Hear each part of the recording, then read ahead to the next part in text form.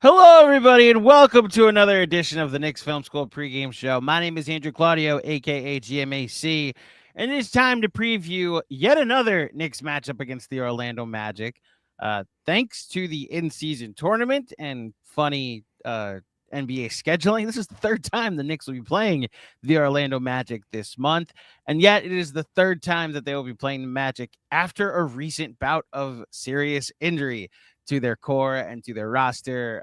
They do come in at 19-13 on the season, right behind the Knicks in the standings. They're also coming off a devastating loss last night to the Miami Heat. And we will talk about that game, the state of the Magic, and just what to expect in this matchup in particular with, of course, my good friend from the Sixth Man Show, Mr. Kevin Tucker. Regardless of how many times this team plays together in December, it is always good to catch up with the Sixth Man Show, folks. So, Kevin, how are you, sir? Let's start there. I'm great, man. Yeah, this is I was just counting while you were introing. 3 times in 24 days, and the fourth matchup comes like 9 days from now. We play again on January 6th. So I was going to say, so Knicks Film School does our annual KFS at MSG event. Once a year, we go with our patrons to the Garden. And January 6th is that day. So the next time that they play the Magic is an important day for us. But to your point, you're right. In like a span of 33 days, 35 days, like between the election and inauguration day, there will be 4 Knicks Magic matchups. Crazy. I don't know what that means. It's just insane, as you just said. It's crazy. What is also crazy, Kevin, is that I was just telling you this off the air, but I just watched the fourth quarter of last night's Magic Heat game. I'm going to enlighten my listeners, and unfortunately, I'm going to ask you to help me with doing this, with what happened. So the Magic enter the fourth quarter up 10. The three-point thing is still a struggle. I know they made some threes against the Celtics the other night, but they're just not finding some consistency from three. There was a stretch where they went 0 of 19 from three at one point in this game, but they enter the fourth quarter up 10. Heat go on a run to make it just a 1-point game, and it's kind of a back and forth for most of the fourth quarter. Jalen Suggs, they're kind of running the offense through him, and unfortunately, just from my perspective, he seems a bit miscast in that role. But it's down the stretch. The Heat are up 87-83. Shout out to David Steele, Magic play-by-play guy, who calls KCP hits a three, Kentavious Caldwell-Pope hits a three, and he calls it a miracle three, which I didn't know if it was an indictment on the Magic or an indictment on KCP. Or all the above. The Magic get a stop. Shout out to Alec Burks, who had 11 points in this fourth quarter. But once a Nick, always Nick, Alec Burks has a turnover on some good defense by Jalen Suggs. Magic come down the other end with a chance to win, under 10 seconds left. I promise, I watched the NBA. I like the NBA. I had never heard of Trevelyan Queen before, but Trevelyan Queen drives to the rim, puts up a shot over Bam Adebayo. It misses. Goga Batadze and kind of Alec Burks taps the ball on the rebound, it taps it in. Magic are up 1 with 5 seconds left. On the other end of the floor, Tyler Hero hits a fadeaway. 0.5 of a second left for the Magic to try and take the lead. On the other end, Knicks fans will remember the Bulls game from earlier this year where Jalen Brunson, game winner, rims in and out or kind of flushes its way in and out. Jalen Suggs takes a shot with 0.5 left. It misses. Similar scenario, hit every part of the rim before missing, and the Magic lose a heartbreaker 89-88. I'll start by apologizing for making you relive that. But thanks, Andrew.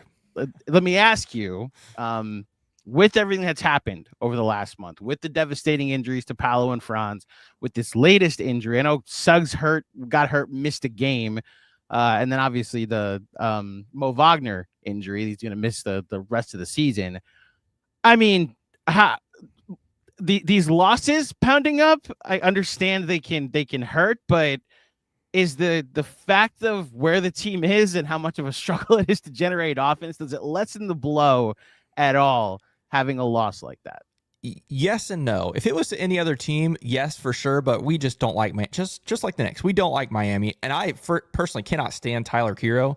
I would have rather any of the other 14 guys on that roster hit that shot than him. So preaching to the choir here in New York. I know it. I know. I can't stand him. So all of that hurt. But to answer your question, the last night was the 7th game the Magic have played without, since the Franz injury, okay? The Magic are 3-4 in those 7 games. The 3 wins came over the Miami Heat last weekend, which, by the way, they choked a 22-point fourth quarter lead in one of the wildest wins in Magic regular season history. Literally, it was insane. It was crazy. Beat the Celtics and beat the Phoenix Suns. Those are 3 good wins. All things considered, when you don't have Powell and Franz, and you add to that, last night, you're 1 possession away from a win there. And then one of the other losses was in Milwaukee in the NBA Cup. You're a couple of Damian Lillard heroics away from a win there. You're quite literally 2 or 3 possessions away from being 5-2 without Paolo and Franz. And so when you factor all those things in, most Magic fans are like, wow, I cannot believe we're staying afloat. We're 3-4 in the stretch. Could have been 4-3. Could have been 5-2. All those things, are nice little, moral victories, silver linings, whatever. But at the end of the day, the problem with last night was it was a very winnable game. The Magic defense was as good as ever, holding Miami to 89 points. The Magic got off to a 14-0 lead in this game as well. They started the game 14-0. Here's the other part that hurts. You talked about the three-point shooting. The Magic shot 16% from 3 last night, but they started the game 3 for 3. They finished the game 5 for 30. So do the math. It was like 2 of 27 to close the game off from 3, which is awful. And then turnovers were really bad as well in the first half. They had 14. So I say all that to say it was such a winnable game in spite of all the adversity, in spite of all the injuries. And so that's why I think this morning Magic fans are a little bit upset, and because it was the Miami Heat. Well, on top of that, and first of all, I want to point out the other thing from my notes that I know Knicks fans will appreciate. They called Bam for an illegal screen, like a moving screen, in the fourth quarter, in the last minute of this game, which Knicks fans, we've been yelling for years. He's never had his feet set on a screen ever, and some of them have even caused injuries. Shout out to Quentin Grimes. But the margin for error being so small now that their main guys are out. And look, this KCP thing, you could just tell me better than anybody. Like, he just hasn't been what they brought him to be. Maybe from a defensive standpoint, he has, but they brought him here to potentially help spread the floor, be a shooter on a team that doesn't have a lot of shooting, and he hasn't done that element well. I almost wonder, last time Jonathan was here, he brought up how Knicks fans and their consternation are hilarious with one loss to the Hawks. That's cute. We've been losing all-stars left and right. Right. But expectations being the thief of joy, it seems to have been what hit the Knicks and their fans earlier in the season. I go the opposite with you guys, that while there's no joy in losing, but the fact that there are no expectations from my perspective, at least, or what a reasonable person's expectations on the outside. I mean, how are you and I guess Magic fans processing these close games down the stretch? I mean, obviously today it sucks, but overall, is there an understanding hey, these games are close. If we have our guys, we're probably winning all of them, and there's something to look forward to later in the season? 100%. To be brutally honest, and this foreshadows a little bit to talking about tonight's game, I am going into every game expecting a loss right now. Just look on paper. Okay. Yeah, I'm serious. Look on paper, right? Now, fortunately for us, we've found some miracle wins. We talked about that Miami game. We beat the Celtics on Monday, which was wild to do that with the roster that we have. Starting, like you mentioned, a guy, Trevelyan Queen, who's a two-way player, a very good G League player, but that game against Boston on Monday was his first career NBA start, right? That's why you haven't heard of him, So there you go. But yeah, better now. Good. Yeah, you should. Yeah, exactly. But yeah, so I'm honestly going into games expecting a loss. The thing is, I will never expect this team not to compete. They're going to fight really hard. They're going to play good defense. But again, it just comes down to offense and lack thereof. There's just no firepower on this team. You mentioned Kentavious Caldwell-Pope. Right now, he's also being forced in some ways to play a different role than he was brought in to do, right? Because typically, you would expect him to be playing off of Paolo and off of Franz. Right now, he's having to play off of Jalen Suggs, which, as you mentioned, is most nights not going well. He's had a couple of good nights during the stretch, but last night, Jalen Suggs, 7 turnovers, shot 2 of 12 from 3. You mentioned the fourth quarter. He tried to play hero ball way too many times, way too many just jacking up ill-advised threes. And so, yeah. But yeah, all that combined, you're right. The expectations I feel like right now are pretty low, but that means when you're in a close game, it's a surprise. And when you win it, it's even more enjoyable, I'd say. Well, if you can update Knicks fans, what's the latest on Franz and Paolo? Like, I know Franz went out the most recent, and I believe Paolo it was a team activities or something like that. But what's the latest on both of them? Right. Yeah. So the update on the dates. So to go back, Paolo got injured the night before Halloween, so October 30th. So he's been out 2 months now, pretty much. Initially was supposed to be reevaluated after 4 to 6 weeks. We're basically to week 8 coming up on now. And so he is, like you said, doing basketball activities. They've shown footage of him not in practice necessarily, but shooting around after practice. And so he's getting shots up, moving with the basketball, but he's certainly not in practice or full contact practice, certainly not that. So, the jury's still out. One thing about the Magic's front office, they are always tight-lipped about every little thing, whether it's transactions or rumors or injuries. They're never going to say a word. One day, Paolo's just going to show up as questionable or probable on the injury report, and that's how we'll find out. So if you're asking me, I would expect to see Paolo hopefully early January, and by early January, I'm saying maybe the second week of January probably. With Franz, his is a little bit different. We've been told that the degree of his tear of his oblique is actually less than Paolo's. So while Paolo has been out for 2 months, there's speculation that Franz won't be out for that long. Now, obviously, his injury was much later, first weekend of December.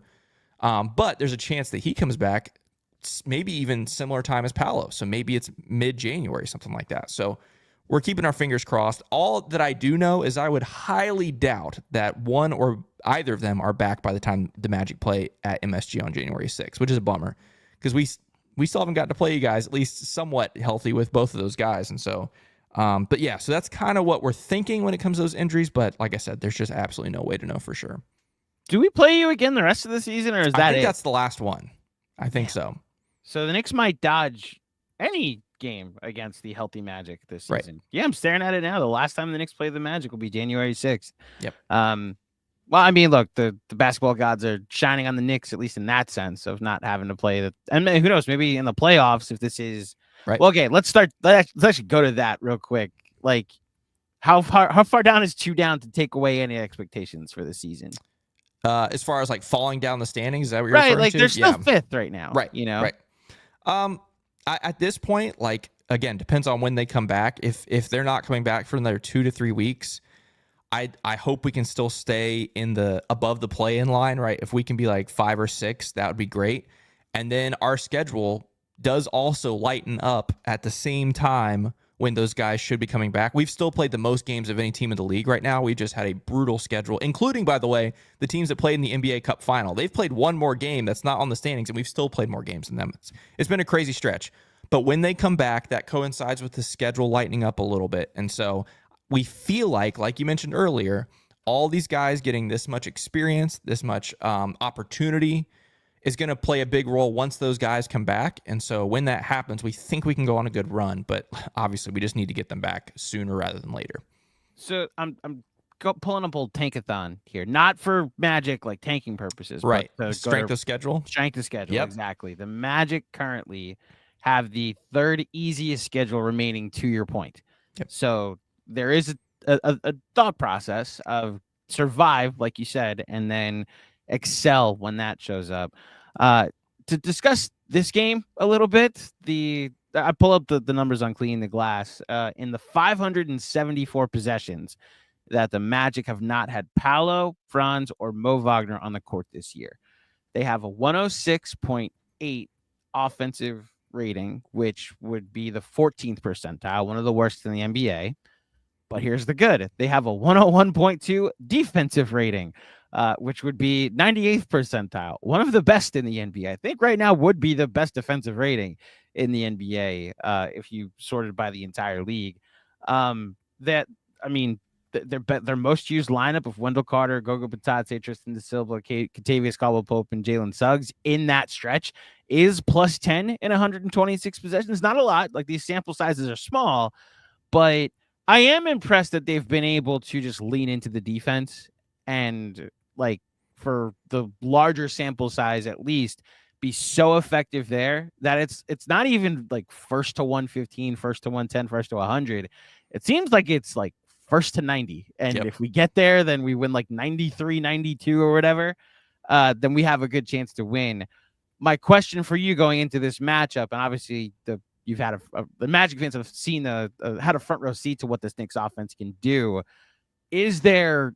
I mean, is it kind of game over if the Knicks get their offensive firepower going in this one? Like, there's no like, do you see a world where if the Knicks are hitting their threes and putting up 60.5, that the Magic can hang with them? No, there's Okay. no situation where the Magic are outscore in a game like that, outscoring the New York Knicks. If there's one game to point to, it would be the game last Saturday that I mentioned against the Miami Heat, where the Magic did drop 121 in that game, but Miami's, I think, is a really bad basketball team. I don't think they're good, which is also why last night's loss stings even more. So like, I don't see a situation where the Magic are able to outscore them 125 to 120 or whatever. I don't think that's even in the realm of possibility, which is why it's really important, I think, for this Magic team to get off to a good first half when it comes to not locking down the Knicks, but at least keeping the Knicks within arm's reach, going into the second half. Because if it's runaway early, it's going to be runaway the whole time. Again, they have had two really good comebacks this week against the Heat, against the Celtics, which in the Magic locker room, they will never think they're out of a game, right? The Knicks could be up 25 going into the fourth quarter, and they'll say, "Oh yeah, the Heat were up 22 on us last week." That mentality is so different in that locker room versus someone like me who's like, "No, we're screwed. We have no chance." If that happens, but yeah, that's not a recipe for success for this iteration of the Magic, or honestly, even a healthy iteration of the Magic. They're not going to outscore typically anybody, and so yeah, that would definitely be a recipe for potential success for the Magic. I am curious because there are like individual pieces that I really like on the like Goga Batadze. I've been a fan of his for at least a year and a half, like since he started to really get playing time with the Magic last year when he was a free agent this offseason and the Knicks were looking for a center. And obviously this year, seeing what he's been able to do, I believe it's his last six games that he's averaging 13 and 12. Last night had 10 and 14 in the Magic game against the Heat. I'll be honest that the night that the Knicks played the Magic, the game that wasn't an in-season tournament game, right. I was at a family obligation, so I wasn't able to fully be locked in. But I did notice that was probably the worst game Karl-Anthony Towns has had this season. Pelicans game from last Saturday, which might have actually been his worst game of the season. However, I watching Goga be able to defend centers and really fight for boards, as well as be able to guard wings on the perimeter. There were moments where he was guarding Terry Rozier and Tyler Hero last night. It really solidifies that back end, especially if they switch everything. I like what I saw from Trevelyan Queen in the little bit. Obviously, I'm a big fan of Suggs. I mean, there are a lot of positives to still point to from an individual basis or standpoint. My question before we get to us potentially asking each other questions, the vibes in Orlando amongst the fan base, and I've asked about like the being able to process it better, but like, is there any frustration pointed in any direction? Like, is it at God for the injuries, or is it like if there is frustration, where is it most directed at? Well, it's interesting you asked that because 24 hours ago, it felt very much like house money. And, like you said, any loss is expected and understandable and all those things. But last night, again, it was such a winnable game. Like it was there for the taking. The Magic did all their work in some aspects in that first quarter. Like I said, got off to a 14-0 run, had a 17-point lead at one point in that first quarter. And you just wanted them to put their foot on the throat and just finish them off in that first half, and they didn't. That's when they ended up having 14 turnovers in the first half, and a lot of them were just mistakes. It wasn't like Miami was necessarily forcing 14 turnovers, and so there were miscues on that end, and then obviously the three-point shooting continues to be an issue down the stretch. You watch that fourth quarter, like I mentioned, Jalen Suggs.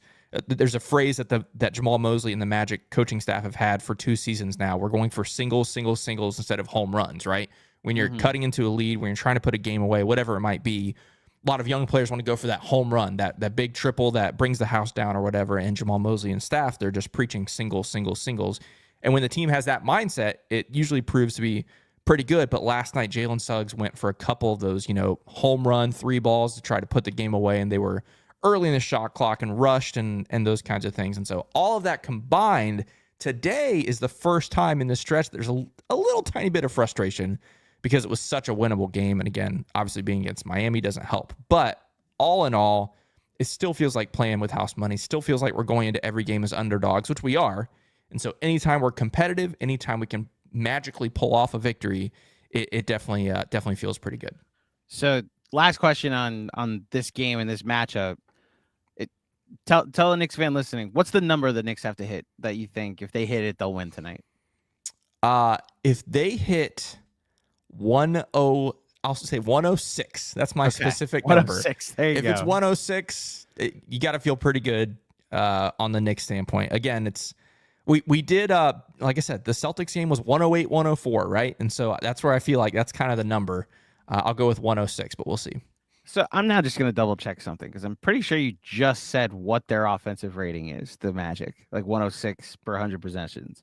Hold on. The Magic are at 109. 109. Yeah. They're giving up 106 as well. Right. You know what? So maybe that is it. So if the Magic give up 106 100 per 100 possessions, I don't know if we're getting 100 possessions in this game personally, but we'll see. Look, I do wish there was a regular season game that the Knicks saw the Magic, because I was telling you guys off the air, like in our private text, I'm so impressed by what they were before the Paolo injury, then what they were before the Franz injury, and they're like a fun league pass team, not in like the modern traditional sense of fun, because a lot of teams tune in for the Warriors or for the LaMelo show or what Jokic is doing. And I tuned in to watch the Magic play defense, like that's what I'm excited to watch when I tune in. So we'll see what happens with them going forward. I texted you beforehand that because this is the third time that they're playing, I'm kind of out of questions with the Magic. So there's some things I've always wanted to ask a Magic fan, and I wanted to see if there were anything you always wanted to ask a Knicks fan, a New Yorker, what have you. So I'm going to go first, and we'll go back and forth a little bit and see how far we get. My first question, so the Knicks have a bit of a legend named Patrick Ewing, number retired, number 33. He finished his career in Orlando with that final season. I believe it was in 02, either 01 or 02, where he wore number 6 and played with the Magic. Well, played is not the right word. He did start most of that season, and then it was like a ceremonial, like 10, 12 minutes, and then he sat the rest of the game. How do Magic fans, how do you remember that season? And like, what does Patrick Ewing and that one season mean, if anything, to Magic fans? And this is zero disrespect to Patrick Ewing, a legend, but no, doesn't mean a thing. It was absolutely nothing. Like you said, it was very ceremonious, like basically a retirement farewell tour. I was pretty young at the time, so I'm not going to pretend like I remember a lot. What I do remember is up until, which you know this, we talked about this last year, up until last season, there was only one number retired in Orlando Magic history. It was number 6 for the sixth man, which is why we are called the Sixth Man Show for the fans and all that kind of stuff. So they unretired 6 just to give it to Patrick Ewing for that season. He's the only player in Magic history to wear the number 6. So fun fact there. But yeah, it's, again, no disrespect to him, but it was a publicity stunt in a lot of ways too on the Magic side. Like he did sell tickets, in an era that the Magic weren't, great, but they weren't terrible. And so it was kind of a little sales thing as well. It feels like, at least. Okay. Follow-up question. So another one of my questions was going to be, does any other fan base take over the building like Knicks fans do? Was part of the publicity stunt that New Yorkers were coming to games anyway and might want to see Patrick Ewing in his final season, so they would go? Like, is that, am I onto something that was part of the calculation? Sure, I think that's part of it. I think it's that and just general NBA fans, and I'm sure it all combined to that. Because yes, obviously there's a lot of New Yorkers that live in Central Florida or Florida in general, and so I'm sure that played a part in it as well. Okay. I wasn't trying to be a jerk there. No, you're just take over the building. I promise. Yeah, we're used to it. We're used to it. Yep. So perks of being the Sunshine State, That is my another question. Does any other fan base take over the building like Knicks fans do? Yes and no. Miami, which makes sense. Obviously in-state rival. That one is very, very similar. Celtics, another Northeast team that tends to have a lot of fans in the area. A lot of fans that vacate, especially this past weekend, because it was right next to the Christmas holiday. It feels like sometimes Maybe there are fans from the Northeast that choose that week to go on vacation, and then they're like, hey, let's line it up with the Celtics game. You know, that happens during the holiday season. So Knicks, Celtics, Heat, Lakers are always going to have fans everywhere, unfortunately. And so, yeah, those are the four. And then like in this Steph Curry Golden State era, there's a ton of those. But I mean, again, those are the 12-year-olds that are all over the country that, you know, scream and all that kind of stuff. But yeah, the Knicks are up there with those. Yeah. I was going to say, I don't think anybody's, I don't think a lot of the Warriors fans live in Orlando. I think it's a Steph thing. Like Absolutely. He really does feel like the first. I mean, really, LeBron for me, or what am I talking about? Kobe is the one that I root for the player over the uniform. That's right, yeah. But Kobe at least stayed in the same uniform for the entirety of his career. Right. There were Cavs fans that stayed Cavs fans, but there were LeBron fans that went to Miami and then went back to Cleveland and are now in LA. And Steph, I think that's just universal. Like there are people that just love Steph Curry because of what a Steph Curry hot streak can. It's really the most fun thing that maybe the league has ever seen. Yeah. So yeah, that was my curiosity. Okay, now my next question. Oh, hold on. I said we go back and forth. You go to your next question. Go ahead. Yeah, either way, I was going to ask you again. This is kind of a more historical Knicks question. Okay. So Knicks are one of the OG franchises. I don't mean a pun there. Sorry, OG. But anyway, been around a long time, and with that comes the historic look of the Knicks, like the logo, the uniform. And in this world of NBA and Nike always changing things, right? Like teams are getting new logos and looks. There's speculation that the Magic next season might, you know, have a new look and those kinds of things. I'm curious, do Knicks fans, are they just in love with the Knicks look, like the classic traditional logo and the jerseys? Or has there ever been like an itch of like, hey, let's do something new. Let's do something spicy. Like, has that ever come up in conversation at all? It's a great question. And I hate to use a cop out, but I really do think it's just the eye of the beholder. Like they've had many a city edition uniform or an alternate uniform over the past several years, and it's nothing's been unanimous. I loved the alternate uniforms they had last year of the black stripe on the side with the royal blue, because that's how the era that I got into the Knicks was the 90s. And that was the uniform. It was the like stripe down the side. Like the alternate ones they have this year are, instead of blue, they're white, and they just look more like those 99 Knicks or the color scheme that they went back with then. Someone's in the chat saying the racing stripe. I like the racing stripe, the stripe down the side. I like the royal blue look. The black ones, the black uniforms that they had 2-3 years ago, I despise them. I'm also just in the minority that the laziest uniform you could go with is a black uniform. Obviously, you know, I'm a Mets fan. I hate their black uniforms. Part of that is also just it being a summer sport. I don't want to wear black during the summer. And I think the best uniform the Mets have ever had is their royal blue alternate that they brought during the 2010s and the 2015 World Series. Like your team colors are what matter to me the most, and I like seeing them being worn by my favorite team. So I don't think they'll ever be anything other than the New York across the front with that similar font. They've dabbled with different fonts in the past. I don't think there'll ever be any type of radical look. They are kind of like the Celtics in that the look and that style is going to stay the same throughout. So that's cool. That's my answer to that. I have a question about the Heat Magic rivalry, because I know it's interstate, but like with no traffic, which is never going to happen, I could get from the Garden to Barclays Centers for Knicks Nets in probably 20 minutes if there's no traffic. Like I am legend, no traffic. Now there's never no traffic. So it's probably an hour if you're trying to go from Midtown Manhattan to downtown Brooklyn, but like that's at least like proximity wise really close. Orlando and Miami are hours apart. Like regardless of where you are, regardless of the traffic patterns, you probably could just take a flight and get there faster. But like, how is the dynamic? Like, is there enough space? You said that Heat fans take over, so you kind of answered this, but like in your life, do you have a lot of Heat fans in your life? And is it like as contentious a rivalry as in interstate rivalry like we have in New York, like Mets, Yankees, Jets, Giants, etc.? Right. The Miami Heat are such an interesting bunch. You know, they're just a bunch of weirdos.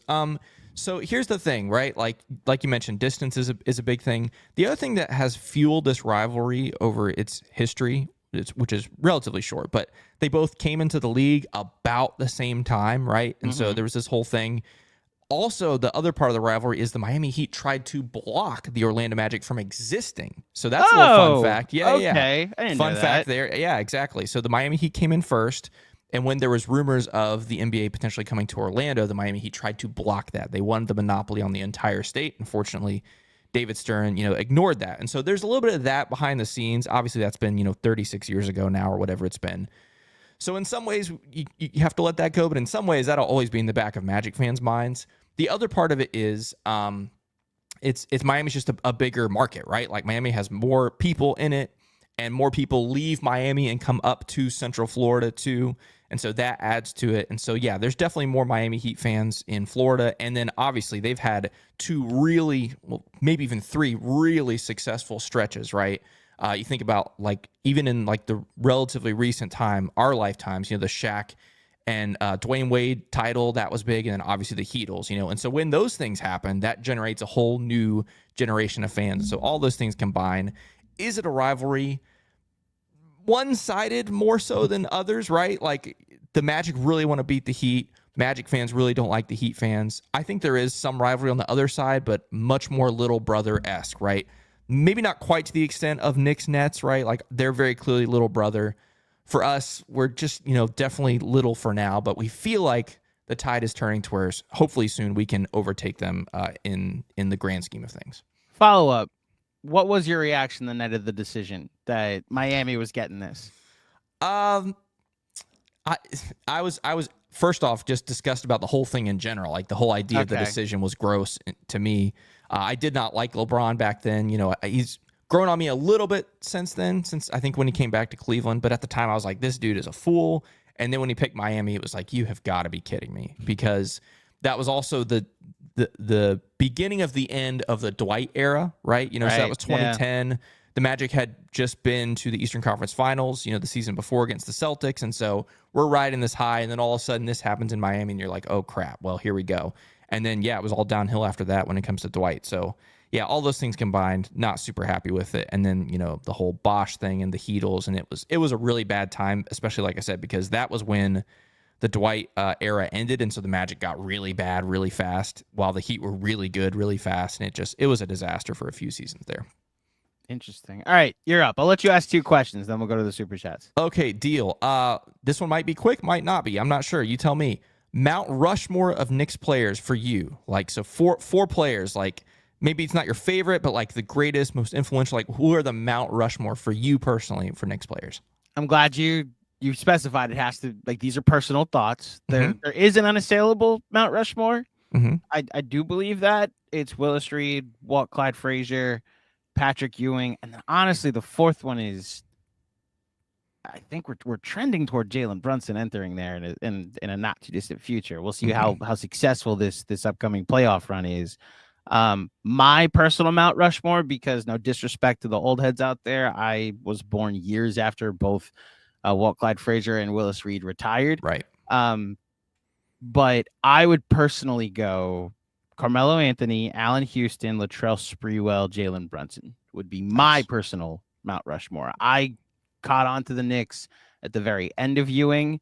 So I respect him as I saw him at the end of his prime. The first year I really followed basketball was the year he broke his wrist early in the season and then missed most of the year. And then the year he came back was the strike shortened season when they went to the finals, and he got hurt. He tore his Achilles in the conference finals. So that would be my personal one. I do think that is the like the unassailable one, or the two guys from the two championship teams. Maybe Dave DeBusschere deserves credit there. Maybe Bill Bradley gets mentioned. Earl the Pearl Monroe gets mentioned like as part of these Knicks legends, but the two faces of those teams were Willis Reed and Clyde Frazier. I got to shout out Bernard King before any Knicks fan yelling about the 80s doesn't hear me acknowledge him. But, and I guess if I'm talking about the 90s, I do need to say the name John Starks just so that it's mentioned. But I think I covered everybody, that both my Mount Rushmore and what the franchise Mount Rushmore is. Love it. Okay. This one is another personal one for you, Andrew, and I don't mean to cause pain, but it's just I just want to get your opinion. You're like me, you love your sports teams, not just the Knicks, but across the board. I had to do a little research on this one, okay? So you tell me this. Mets haven't won since 86. Yes. Knicks haven't won since 73. Jets haven't won since 68. If you had to pick one of them, just one, to win a championship in your lifetime, which of those three would you choose out of those? So I will say this, because people yesterday who heard yesterday's pod, I guess the pod that dropped this morning, probably already know this, and I'll enlighten you. The Jets and I are on a break at the moment. I've used my diehard opt-out. I'm currently not letting them hurt me anymore. Okay. So they're just a distant third. I would more enjoy a Rangers championship more than a Jets championship at the moment. Knicks fans, you know how much I love doing stuff at Knicks Film School and how much I've enjoyed, like, just for business personally, a Knicks championship run would be outstanding, right? For us. The New York Mets winning the World Series would literally be a life-changing experience. So that unfortunately would have to be my number one, with the Knicks, in second, a solid pole position of second. Right. But yeah, I've literally lived and died with that team my entire life. So I remember us talking about that before. They were obviously your more local team, and you remember you saying you would grow up and go to games at Shea Stadium and all that kind of stuff. So I get that, but I was curious. But yeah, the Jets thing is interesting. Yeah, that's pretty cool. But yeah, that's good. So you'd rank them Mets, Knicks, and then Rangers, and then Jets. I would rank them Mets, Knicks, Rangers, the Mets again, the Knicks again, the Mets winning a third time. Got it. I'm telling you, the Jets are so far out of the conversation. Wow. Okay. Like Rutgers. And then maybe the Jets. Like I'm so out of this right now. Got it. That's amazing. Okay. So Busy is yelling at me. Busy's yelling at me in the chat because he sent in a super chat in the beginning. And I guess this is his first time tuning into the pregame pod, where I wait until the end to get to these things. But Busy, thank you so much for the super chat. First off, I want to say I feel bad for you guys for all your injuries. Y'all were playing so good. What do you guys give up for De'Aaron Fox? Is it Jalen Suggs? So, you interested in De'Aaron Fox for starters? I don't know. Maybe potentially. We're not going to give up Jalen Suggs for him. I'll just be honest. As wildly inconsistent offensively as he is, like we mentioned earlier, he is totally miscast right now, right? That is not his job. It's not his role. He needs to be playing off of Paolo and Franz. And when he does that, combined with his defense, he is a integral part of this team. And so I personally don't think Jalen Suggs gets moved for a De'Aaron Fox. But at the same time, we are dying over here offensively. There's a lot I wouldn't give up for a guy that can get his own shot right now. So I don't know. The problem is we're not giving up Paolo. We're not giving up Franz. We're not giving up Jalen Suggs. Is there anyone else on this roster that Sacramento even looks at for a De'Aaron Fox? Probably not. I don't know. We do have all of our picks. We have Denver's pick this year, their first round pick. So there's a little bit of that. But outside of that, it's hard for me to imagine a world where we can acquire a De'Aaron Fox, at least me. Not in season, at least. Like, that's a... Right. Man. Am I wrong in saying he's like kind of perfect for what they need? Like a floor general and an instant offense guy like that? There's a world where that's your backcourt, De'Aaron Fox and Jalen Suggs. Like if they can manufacture some sort of deal to make that happen, where it's Fox, Suggs, Paolo, Franz, and then take your pick. I don't care at center. Go right now. I mean, that's instant offense. That's another guy that can get his shot. That would be huge. But again, it's hard for me to picture a deal that at least interests Sacramento to do that. You tell me better. You'd be able to tell me better because you know the Magic better than I do. But what are the untouchables? Like, who Like we're talking about Suggs as if he's an untouchable. Am I reading that right? That they wouldn't, even if Magic fans also wouldn't. Like, it's Right. not up to them, obviously. Paolo and Franz, untouchable, obviously. That's right. tier 1.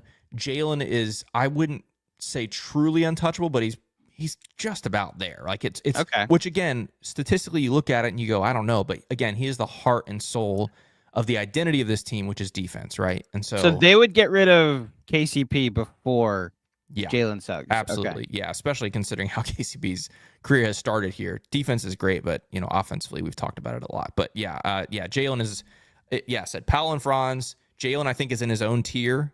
And then pretty much after that, I don't know if there's really any guys untouchable. Tristan Da Silva has been really good as a rookie this season. I shouldn't say really good. He's been very surprising, very consistent. So he's there, not untouchable, but I mean, he's a guy that the Magic would hate to part ways with. But outside of that, there's not a whole lot of guys that I would consider even close to untouchable right now. Interesting. All right, thank you, Busy, for the super chat. Sorry for the delay. Next up from Kevin Danishevsky. Kev, thoughts on the Magic song, the Magic theme song? So catchy. I texted both you and Jonathan during the offseason, not the offseason, during like a month or so ago, when my wife discovered the Orlando Magic theme song. And it's taken over my marriage in the sense that we replaced the lyrics with household, like, please do the dishes.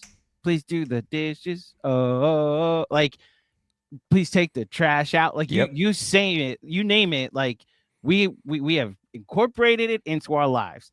I am obviously biased that Go New York, Go New York, Go is the best team-centric song ever. But I guess, I mean, you want to make the case for Orlando Magic to be better than the Knicks one. Go right ahead. Well, here's the thing. You're asking, Kevin, first off, hello, one Kevin to another. But you're asking a diehard, lifelong Orlando Magic fan, how do I feel about the song? And, of course, I love the song, right? It's always ready. Like, I've got it here, ready for us to go, It's always on standby, okay? You got to understand. We always have the song ready, okay? But, yes, we love the song. It's one of the best, again, this is lame, off the court, it's one of the best things that has happened to this team over the last couple seasons. Like, when they revamped the song. This song is from the original Orlando Magic season, 35 years ago. And so it died off. It was really popular in the 90s, and it died off in the 2000s and the 2010s. And over the last couple seasons, it's kind of come back to life. And the team has embraced it. I don't mean the team, the players. I mean, the organization has embraced it and made it, again, part of this team's culture. And it has just been this really fun thing that Magic fans can get behind. And now in the world of social media, it's taken off and gotten its own life. Basically, it's made it all the way up to Queens and is part of household chores now and stuff. So yeah, we love the song. I'm not going to sit here and pick between the two. They're both very special in their own way, and yeah, obviously your song has a lot more history than ours in some ways, and so. But I think they're both great. I love when fan bases. You can see it today. I'm a big European soccer guy, and they all have songs and chants that they all sing together. And so if there's any kind of American fan base that has a song or a chant that they can latch onto, I'm all for it. I think it's great. My wife literally sent me a voice memo the other day when she was on her way home from work. That was, I'm on my way home. I'm on my way. Like, literally, it's taken over. Exactly. If we were getting married this summer, I would be shocked if the Orlando Magic theme song made its way into like our wedding playlist. While she's walking down the aisle, that good, huh? Literally, that's the here comes the bride. Exactly. Yeah, exactly. That's where we're at. All right, 2 questions before we get out of here. Janine Richmond, who I believe is a Magic fan, also likes Knicks Film School. Last time you did this, I'm assuming this being Knicks Film School, you mentioned the Knicks defense is their Achilles heel.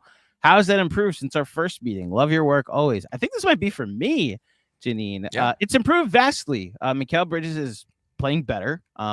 They took a week off, a week where they only played one game, which was that Magic game after the game they played against the Atlanta Hawks.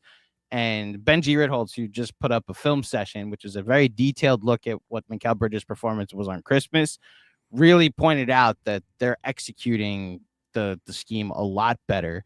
I see Busy in the chat, and I know he has contended that Mikal Bridges' defense hasn't actually been all that bad, that it's really a Karl-Anthony Towns thing. I do think there is something to that. Karl-Anthony Towns, when he gets into foul trouble, which is every game, there is a timidness and a positioning where he just like, I know I can't be as aggressive as I'd like to be because I can't pick up a 4th, a 5th, or a 6th foul. And as a result, the Knicks screen navigation has to be either perfect or lockdown or any type of first step. You have almost the entirety of the paint to go to because because Cat's not being the best rim protector. All in all, though, the Knicks are at one point recently, they were around 22nd in defense. I believe at the beginning of the month, they were 22nd or 23rd in defense. They're up to 13th, depending on what site you look at. So they have vastly improved over the last month. They're not by no means like a defensive juggernaut. They're definitely not the Magic for that much. But they're much closer to the formula that I think a lot of us want them to be, which is top 1 or 2 offense. And I think you can actually start to think about this now, a top 10 defense, which they're trending toward if they can continue the trend that they've been on. So, Janine, I hope that answered your question. Thank you as always for tuning in to Knicks Film School. I'm going to go to this question from Ben Kim Garvey as our last one, because it's just so he asked a bunch and Ben always asked some very thoughtful questions. I just had to. These types of questions on a live stream are always my favorite. Like, what are 5 things that happen for Orlando to be a contender for the Eastern Conference run? So 5 things. Come up with them right now. 5 things. Well, first off, health. Okay, we need to be healthy. All right, there's one. That's easy. Here's the thing, right? Like, there's health, but there's also like development, right? Which this year was supposed to be a big year for that, and then now, you don't have Paolo and Franz for this whole stretch, so that could be interesting. Do I think we're ready for ECF run this season? I don't know. But okay, health, development. Gotta make threes. Okay, that's just part of the NBA basketball world today. Like improvement. We shot 15% last night. That's just not good enough, right? You're never going to win a game shooting 15% from 3. We need to have another guy that can initiate offense / create his own shot. That's what I think is the next step for this team. Obviously, Paolo and Franz can do that. No one else has really proven that they can do that consistently, right? And so that's going to be a huge thing, someone to relieve the pressure off of those guys. And then a fifth, I guess, if I would have to pick a fifth one, it would be injury luck the other way. Yeah, I guess. I don't know. Just be healthy for a whole season, a playoff run. I think a little bit of luck, when it comes to matchups, in the playoffs, I think always goes a long way. Who you play in the first round, who you play in the second round. That would be another thing. So would I say it's possible this season? I guess it's very unlikely, I would say. But yeah, starting next season and beyond, I think ECF could start to be a legitimate goal for this team. So let me make the case from what we saw from them through the first whatever games. Yep. You get the 4-5 matchup and it's against Milwaukee. That's a start. I would give the Magic, a healthy Magic team, a puncher's chance against Milwaukee. I would too, yes. Second round, if it's Cleveland, we saw them go to 7 last year against Orlando. So again, puncher's chance. And then you're in the conference finals. Yep. Like opponent luck or the right matchups could actually make the case as well. So. I think so. I think it's very possible. Yeah. Got to be healthy, though. Is that crazy? I know we spent most of this talking about what the Magic are currently, but is that can you wrap your mind around the thought that maybe they are like, this could be the season they make a conference finals if things break right? That's how good they were at the beginning of the year and how good they looked. Right.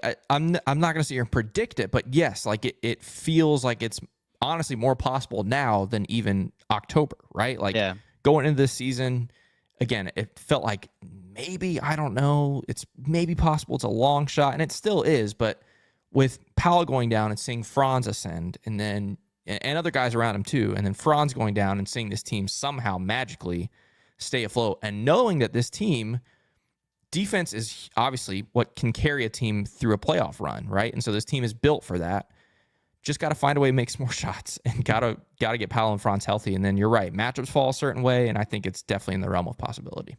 Let's end on this question here: the patience of the front office, so the Knicks had their injury-plagued year last year, right? And there was a thought of maybe we'll just run it back, see what happens when everybody's healthy, and then they made 2 blockbuster trades later, and the patience was non-existent for them. I think Hartenstein leaving kind of triggered a domino effect, but I digress.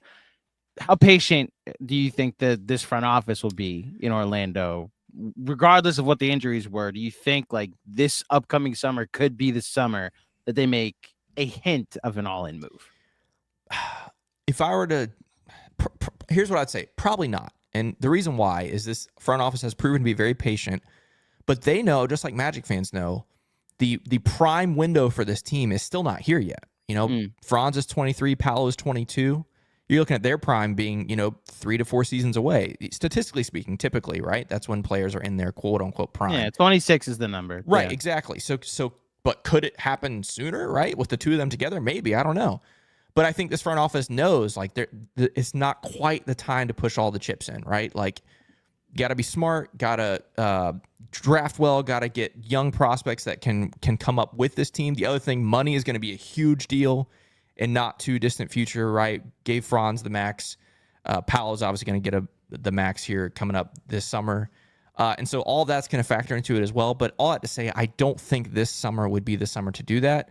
Now, again, a playoff run can change everything, right? Like we said, if it's Eastern Conference Finals run and they're right there neck and neck with the Knicks or the Celtics or whoever, whatever that looks like, could that change things? Maybe. But I think if you're asking them today, they still know that window is still several seasons away, and I don't think they're going to try to rush to it. We'll see. I hate that I'm going to talk to one of you on January 6th and then not talk to you again until potentially the playoffs, right? And maybe even the offseason, because this Magic team, what they've turned themselves into the last 2 years, is a very cool team to root for, a very a gritty, hard-nosed team that wins a very old school way, wins via defense, which we don't see a lot in today's NBA. And as a you brought up the Knicks in the 90s, that is a version of basketball I respect and eventually fell in love with. So I obviously hope that they can get healthy at some point so we could see that team again. I just don't wish you any luck at all in this matchup tonight against the Knicks, right? So that way the Knicks can keep their winning streak going. I would wish you luck, but I don't think you'll need it tonight. We'll see. We'll see how it goes. Again, 106. We'll see. Once the Knicks get to 106, I'll just put my feet up. It's all right. Kevin said they'll win if they get to 106.